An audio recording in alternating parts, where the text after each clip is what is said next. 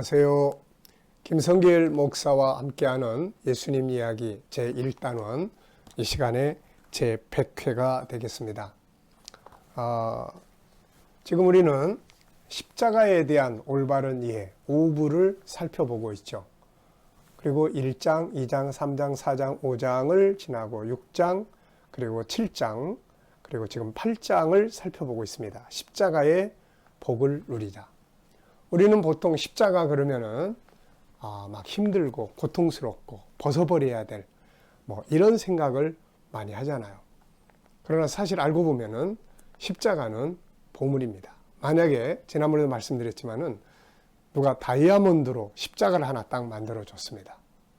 엄청난 가치가 있겠죠. 이거를 가지고 가라 그러면은 무겁다고 안 가지고 가겠습니까? 아니면은 자동차를 동원해서라도 트럭을 동원해서라도 싣고 가겠습니까?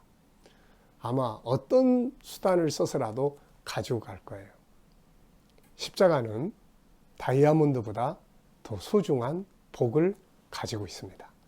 그래서 십자가를 벗어버리려고 하지 말고 십자가를 잘 이해하고 무엇보다도 지금은 우선 예수님의 십자가를 잘 이해해야 돼요.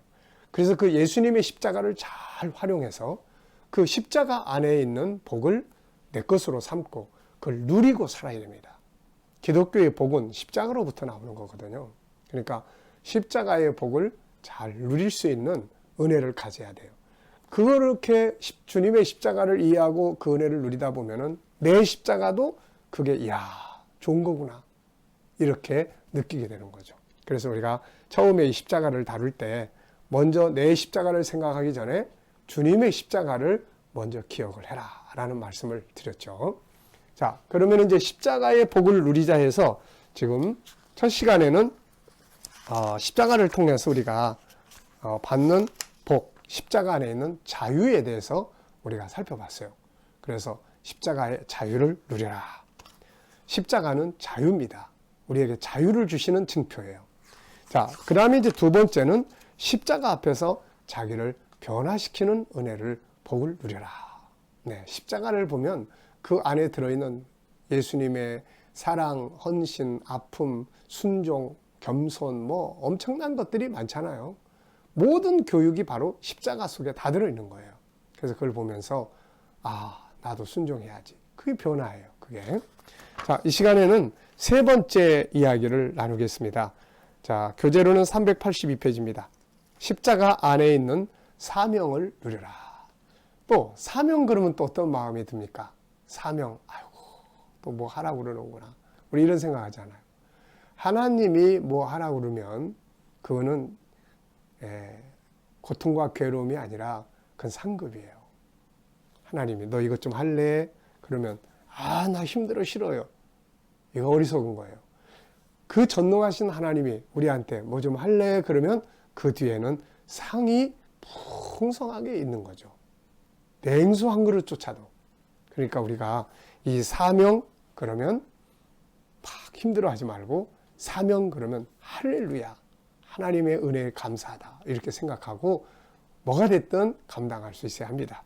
자, 십자가 안에는 우리가 꼭 해야 될 사명이 들어있어요. 십자가를 딱 보고 십자가를 믿는 사람들은 이거 꼭 해야 돼. 왜? 십자가는 우리에게 이걸 하라고 말씀하고 있어요. 보겠습니다. 381페이지. 십자가는 그 소유한 사람들에게 사명을 부여하고 있습니다. 십자가의 예수를 믿는 사람들은 누구든지 다음과 같은 사명이 주어져 있음을 기억해야 합니다. 그리고 이 사명들은 고난이 아니라 복과 영광이라는 사실을 알아야 하죠. 자, 1번입니다. 복음 증거의 사명. 십자가 안에는 하나님이 이루고자 하시는 간절한 뜻이 있는데 그것은 인류를 구원하시는 것이죠. 주님은 이 뜻을 이루기 위해서 자신을 제물로 바쳤습니다. 그러므로 이제 십자가를 소유하고 구원받은 우리 모든 사람들은 다른 사람들이 구원의 자리로 돌아오게 해야 할 사명이 들어있는 거죠.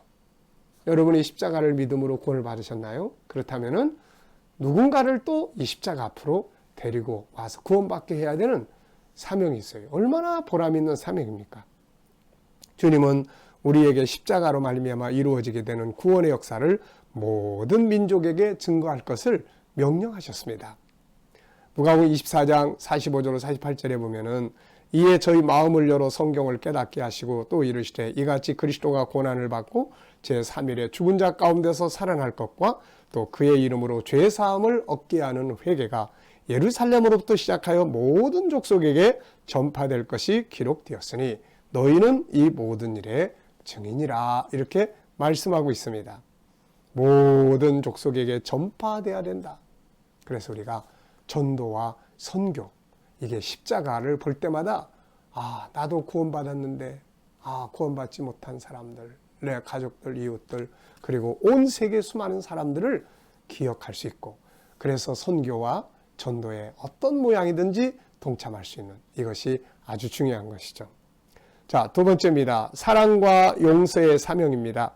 십자가는 사랑과 용서의 증표잖아요. 십자가는 사랑의 증표, 용서의 증표예요. 그는 우리의 죄를 대신해서 자신의 생명을 주었고 십자가 위에서 자기를 죽이는 자들을 용서하셨어요. 누구든지 십자가에 못 박히신 예수를 믿는 자라면 당연히 사랑과 용서의 빚을 진 자들임을 알고 이 빚을 갚도록 해야 합니다. 누구든지 사랑을 키우기를 원하면 용서의 대상이 있을 때 도저히 용서할 수 없다고 생각이 들 때 조용히 십자가를 바라보세요. 조용히 누군가를 용서해야 되는데 절대 나 용서 못해. 그럴 때 십자가를 한번 조용히 바라보세요. 그러면 그 십자가 위에서 주님께서 그 마지막 자기를 못 박아 죽이는 자들을 위해서 아버지 저들의 죄를 저희에게 돌리지 마소서. 이걸 볼 수 있잖아요. 그러면 주님께서 우리 보고 야 나는 이렇게 했는데 너 그 사람 용서할 수 없니? 아마 그런 음성이 들리면 우리가 어떻게 난 못해요 라고 할 수 있겠습니까? 자, 그분이 누군가? 죽을 수밖에 없는 나의 죄를 용서하시고 지옥에서 나를 건져내시기 위해서 자기를 버려주신 분이 아닌가? 우리가 어떻게 그분의 명령을 거역할 수 있는가? 그래서 십자가를 볼 때마다 우리는 사랑과 용서의 사명이 주어져 있다 하는 것을 꼭 기억하시기 바랍니다. 자, 세 번째는 자신을 죽이는 사명이에요. 십자가 위에서 죽으신 분은 예수님이지만 깊이 생각해 보면 그곳에 내가 같이 죽었다는 것을 알 수가 있죠. 예수님이 죽으셨다는 것은 내가 그곳에서 죽었다는 의미를 가지고 있습니다. 그래서 바울은 자기 자신이 그리스도와 함께 십자가에 못 박혔다고 선포하고 있죠. 내가 그리스도와 함께 십자가에 못 박혔나니. 사도 바울은 예수 그리스도의 십자가 위에서 주님만 돌아가신 게 아니라 자기가 거기서 죽었다 이렇게 선언합니다. 그래서 로마서 6장 4절에 보면 로마서 6장은 이 바울 사도가 우리가 주와 함께 죽었다는 것을 강조하고 우리에게 그것을 인정하라고 이야기합니다. 6장 4절. 그러므로 우리가 그의 죽으심과 합하여 세례를 받음으로 그와 함께 장사되었나니 이는 아버지의 영광으로 말미암아 그리스도를 죽은 자 가운데서 살리심과 같이 우리로 또한 새 생명 가운데서 행하게 하려 함이니라. 함께 죽었다. 그러므로 이제는 새롭게 된 나, 새 생명을 가진 내가 살고 있음을 알아야 한다. 십자가를 볼 때마다 죄인인 나, 잘못된 나는 죽었다는 사실을 고백하고 이제는 의인으로서나 새롭게 된 나의 모습으로 살고 새로운 관계들을 가질 수 있도록 해야 되는 거죠. 이제는 예수님의 통치를 받는 천국의 시민으로서 완전히 새로운 나의 모습, 창세기 1장 27절에 하나님을 닮은 하나님의 형상을 회복한 모습으로 내가 살아가야 하는 것이죠. 이것이 바로 십자가를 믿는 우리의 사명이에요. 참 좋은 사명들 아닙니까? 네 번째는 자신의 가치를 회복하는 사명입니다. 앞에서 우리가 인간의 가치 많이 이야기했죠.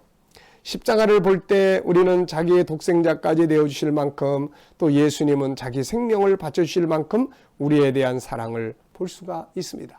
그분들은 나에게서 어떤 가치를 보셨기에 이렇게 하셨을까? 이 존귀한 가치를 우리도 찾아야 합니다. 내가 가치 없이 내 인생을 살아간다면 하나님의 사랑의 희생이 헛되게 되는 것이고 주님의 십자가의 고난이 헛되게 되는 것입니다. 자식들을 위해서 그렇게 애를 써서 수고하고 애를 썼는데 나중에 자식들이 곁길로 가가지고 엉뚱한 짓 하고 그러면 부모 마음이 얼마나 아프고 괴롭습니까? 마찬가지예요. 하나님이 처음에 우리 인간을 최고의 존재로 만드셨어요. 이 세상의 어떤 피조물보다. 그것이 바로 창세기 1장 27절에서 하나님의 형상대로 만들었단 말씀이에요. 최고의 작품이죠. 하나님을 닮았으니까. 그런데 범죄하고 나서 인간은 완전히 그냥 타락한 사람들이 되고 더러운 인간이 돼버린 거죠. 그래서 예수님이 오셔서 그 가치를 다시 찾아주려고 십자가에 자기 목숨을 버린 거예요. 그의 피로 다 씻어내서 너의 참모습은 이거야. 알았지? 이제 하나님의 자녀로서의 삶을 살아야 돼. 최고의 삶을 살아야 된다. 그거를 보여주는 게 십자가예요. 그래서 우리가 십자가를 볼 때마다 우리 자신의 가치를 다시 찾고, 그리고 세상이 평가하는 물질주의 약관식을 기준으로 하는 평가 기준을 버리고 말씀을 중심으로 한 기준을 가지고 나를 존중히 여기고 존귀한 인생을 살아야 합니다. 그래서 존귀한 언어를 사용하고 존귀한 생각을 하고 존귀한 말을 쓰고 존귀한 행동을 하고, 그래서 내 인생을 소중하게 존귀하게 살아가야 하는 것, 또 다른 사람의 가치를 존중히 여기고 그의 존귀함을 인정해주고 존경하는 것, 이런 것들이 바로 십자가가 우리에게 명하는 사명이에요. 자, 이외에도 많지만 여기서 4가지를 말씀드렸어요. 첫째, 복음 증거의 사명. 둘째, 사랑과 용서의 사명. 셋째, 자신을, 옛사람을 죽이는 사명, 새 사람으로 사는 사명.